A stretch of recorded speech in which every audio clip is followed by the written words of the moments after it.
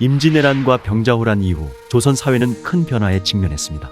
집권층은 혼란을 해결하기 위해 실천적 유교를 강조하여 유학 사상이 실생활에 파고들기 시작했습니다. 이에 따라 신분 제도도 큰 변화가 있었습니다. 18세기에는 농업 기술과 상품 유통 경제가 발전하여 기술직 중인 경하전, 서리배 등 여왕인의 성장과 부유한 상인 계층을 등장시켰으며 이로 인해 판소리, 국문소설 등 새로운 문화가 생겨났습니다. 또한 이전에는 상류층만을 위한 것으로 여겨졌던 회화가 저변화되면서 더 많은 사람들에게 널리 퍼지게 되었죠. 이러한 변화는 곧 수요의 급증을 의미했습니다. 자본력을 가진 이들에게도 복을 가져오고 나쁜 일을 막아주는 좋은 의미의 그림이 필요했고 소유하고자 하는 욕심이 있었거든요. 이에 예전에는 왕실 장식으로만 사용되던 궁중 장식화는 더 이상 왕이나 왕에게 하사받은 고급 관료만의 전유물이 아니게 되었으며 바로 이 시기에 민화가 탄생하게 되었습니다.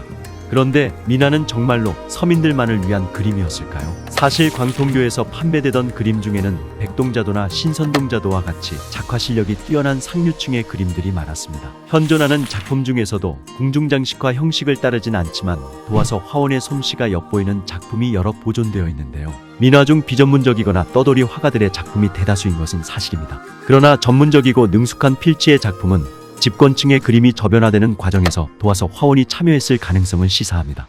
물론 도화서 화원이나 뛰어난 실력을 가진 화가의 작품이 일반 화가의 작품보다 상대적으로 고가에 거래되었겠죠. 그래서 민화는 조선 말기의 서민뿐만 아니라 경제적 여유가 있는 중인 그리고 사대부들까지 폭넓은 계층에서 사용했던 그림으로 이해할 수 있습니다. 한편 손으로 그린 민화는 일제 강점기를 거치면서 어느 정도 위축된 것으로 추정됩니다. 일제의 조선 문화에 대한 억압적인 분위기뿐 아니라 조선 말기에 유입된 인쇄술이 크게 발전한 까닭이죠. 하지만 여전히 해방 직후에도 민화 장인들은 활동을 이어가며 작품을 만들어냈습니다. 그렇다면 민화에서 주목할 점은 무엇일까요? 바로 강조입니다. 민화 속 도상은 도상이 가지는 의미가 중요했기에 이러한 의미가 관람자에게 쉽게 전달되도록 강조되었는데요. 중심 도상을 가릴 만한 것은 아예 그리지 않았습니다. 물론 바탕에 따로 색도 넣지 않았죠. 도상의 주요한 의미만 부각될 수 있도록 했던 것입니다. 그렇기 때문에 복을 주고 애군을 막아주는 도상을 알아볼 수 있다면 작화의 정교함이나 실력은 별로 문제가 되지 않았죠. 물론 민화는 실생활에서 가리개나 집안 장식, 의례 등에 사용되기도 했지만 실질적인 용도 자체보다는 도상이 담고 있는 의미, 즉 현대 미술사학에서 말하는 도상학적인 관점이 중요했습니다.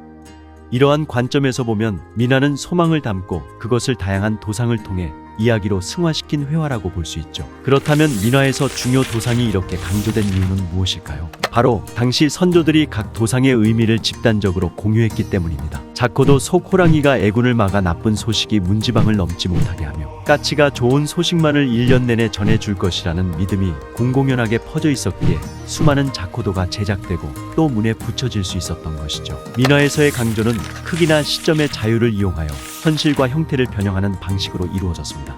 마치 어린아이가 그린 듯한 그림처럼 순수한 표현을 생각하면 이해하기 쉬울 텐데요. 실제 사물의 크기나 비율은 크게 중요하지 않았으며 주요한 의미를 가진 대상만을 크게 그려 강조하는 특징을 갖고 있었습니다. 중심에 있는 대상이 먼저 눈에 띄며 그 안에 담긴 의미를 쉽게 느낄 수 있어야 했죠. 따라서 민화에서는 현실을 넘어선 큰 꽃가지나 큰 물고기 같은 도상들이 등장합니다. 또 이렇게 시점의 자유를 활용하여 그림을 통해 의미를 강조하는 것은 한 차원 높은 수준의 강조를 만들어냈는데요. 주로 책거리도에서 볼 수 있는 역원근법이나 산수화에서 보이는 다시점 등은 형태의 현실적인 시각을 벗어나면서 자유로움을 표현하는 방법이며 이러한 특징이 바로 민화가 현대미술의 세련미를 지니고 있다고 평가받는 이유라고 할 수 있겠습니다. 한편 민화에는 장소나 이치의 논리적 사유를 깨는 자유로움이 존재합니다. 물속에 있어야 할 물고기가 때를 지어 산 위로 거슬러 올라가거나 물고기와 새가 같은 공간을 유유히 유영하며 공황, 용, 기린,